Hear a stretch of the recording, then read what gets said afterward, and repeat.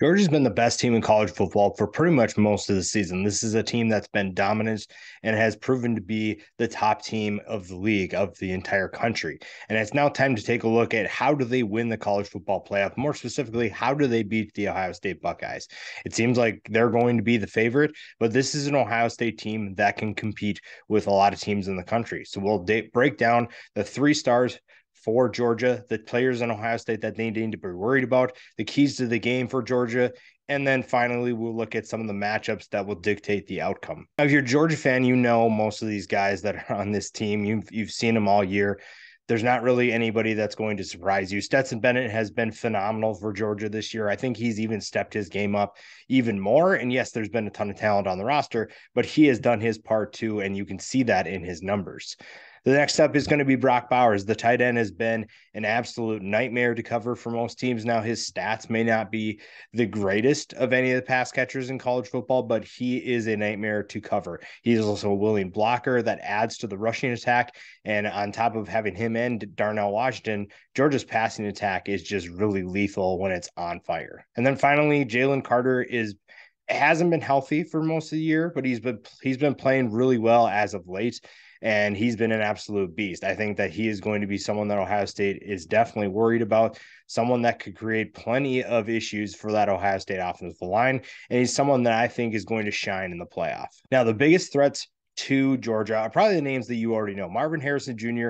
has been arguably the best wide receiver in college football. He's probably going to win the Biletnikoff, and he is someone that is an absolute nightmare to cover, whether that's in contested catch situations or just simply trying to cover him running routes. He is an absolute nightmare, and that makes life for CJ Stroud much easier. You look at what Stroud has done this year, over 3,300 yards with 37 touchdowns. He is one of the best quarterbacks in college football and is probably going to be in that conversation for the Heisman and the Maxwell. And then finally, on defense, you have to talk about the defense. Tommy Eichenberg has been really good. He's stepped his game up. He's actually elevated his game in 2022. He has made Ohio State's defense a little bit better because they've been aggressive and because guys like him have been able to make plays. Now, to me, the keys to the game for Georgia have to be, the first one has to be mix up the looks. One of the things that Michigan did really well against Ohio State was mix up the kind of pre-snap reads that Ohio State was getting. And you look at what CJ Stroud looks at, certain things can confuse him, and that's what Michigan definitely did. They may show maybe a cover three look, drop a guy back so they're in cover two, or even just in terms of pressure. If you're sending a linebacker from one side, but you don't show him right away, those are the kind of things that I know Kirby Smart and that staff are already talking about. That is something that they are definitely going to do. And they are going to look at different ways to confuse CJ Stroud because this offense is explosive. This offense is going to make some plays. Even with everything Georgia does, I think that there's still going to be times where Ohio State makes plays. And that's something that Kirby Smart and that staff know they have to prepare against. One of the things that would be interesting to see is what are they going to do with Marvin Harrison Jr. Now, Ohio State doesn't simply just line him up on the outside. So a guy like Kelee Ringo shadowing him may not be the best option. Maybe they just go with whoever is covering his side is just who they go with, whether it's Malachi Starks, whether it's Kelee Ringo, if they have a safety covering him. You just go with that. Maybe they send Ringo to whatever side Harrison's on. The thing with that is if he goes into the slot, can Ringo handle that? I don't think they're going to make too many changes, but that's something that they're going to have to do because if you're able to switch up the looks and keep Ohio State guessing, you're going to see what Michigan saw, which is 2 interceptions from Stroud. You're going to see them turn the ball over, and that's going to give your offense plenty of more times to score the football, to score more points, put more points on the scoreboard, and move the ball down the field. That is something that I think is going to be a huge positive thing for Georgia's defense, a huge asset if they're able to do that, confuse CJ Stroud and get the ball back to their offense.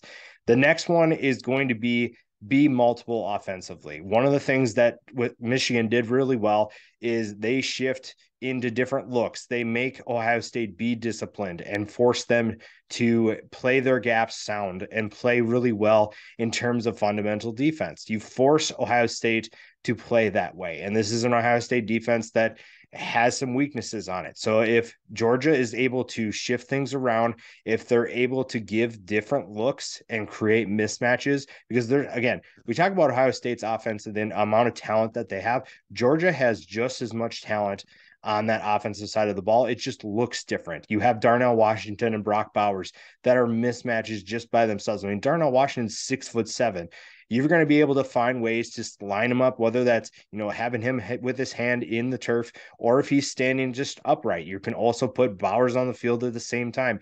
You're going to force Ohio State to play disciplined, to give them different looks. You have to give different formations, different personnel. That is going to be a huge asset for this Georgia offense.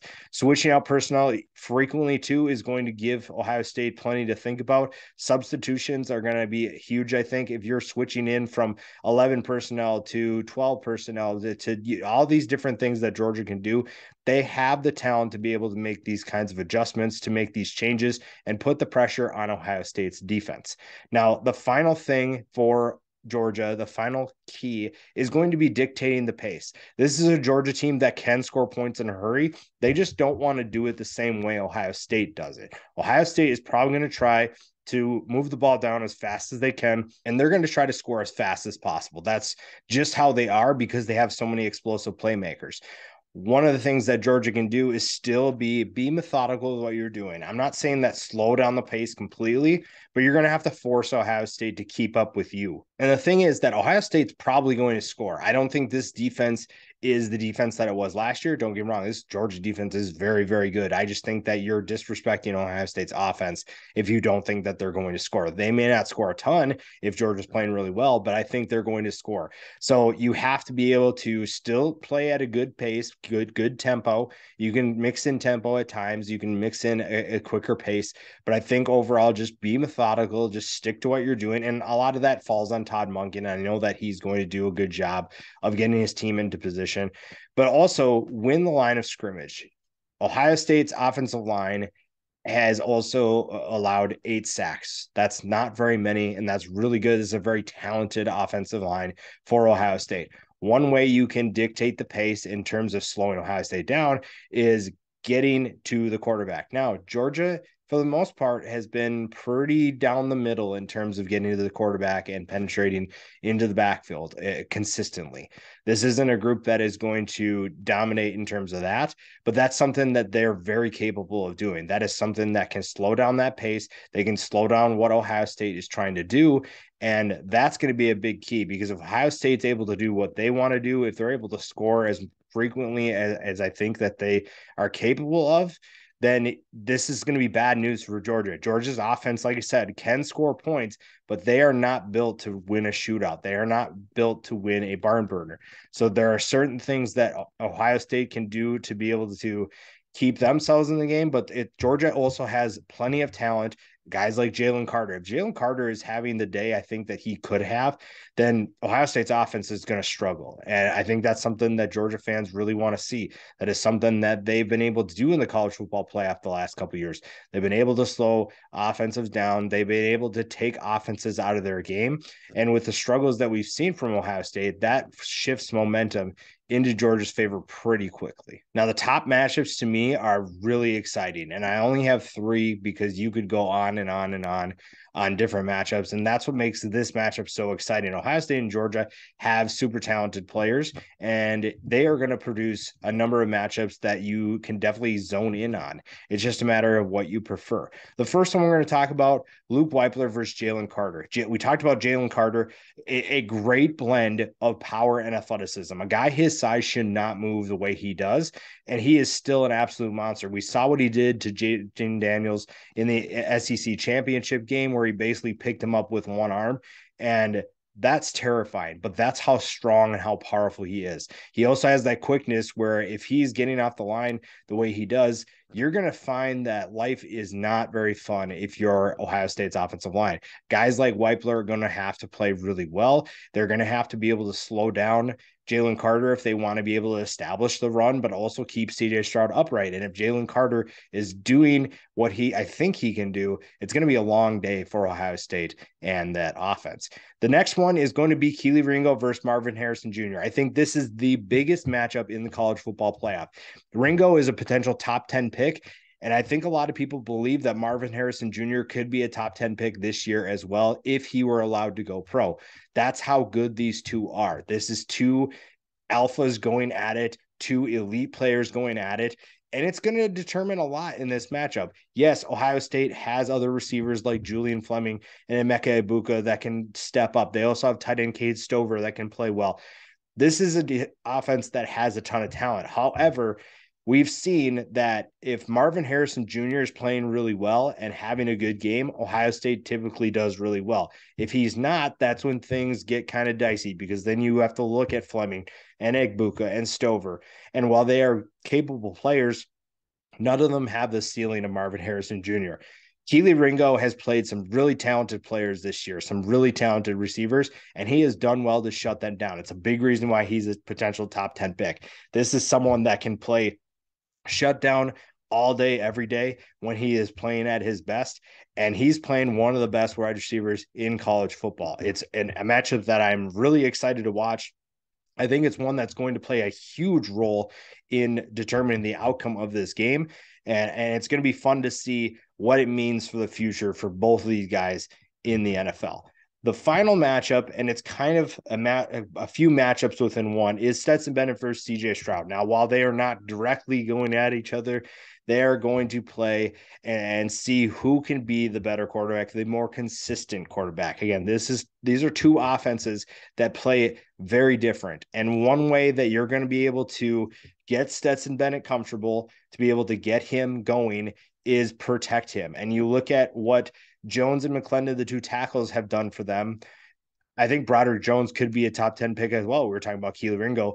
These are two tackles that are going to face a good group of Ohio State edge rushers. There are a handful of guys on Ohio State that can be absolute menaces for Georgia. And if they're able to stop what those Ohio State edge rushers want to do and get around the edge and put pressure on Stetson Bennett to be able to force mistakes and maybe create turnovers, you're going to give him time to throw. And as we've seen this year, Georgia has done a phenomenal job of keeping Stetson Bennett upright, and that's a big reason for his confidence. He has had time to throw. He has had time for his pass catchers to get open, whether it's the wide receivers or the tight ends. And if they do that again, Ohio State's really not going to have an answer, because this secondary for Ohio State got exposed against Michigan. And I think that might be the case again against Georgia. But getting after the quarterback is one way Ohio State can kind of negate that. If Georgia continues to play on the offensive line the way that I know that they're capable of, then they'll be just fine.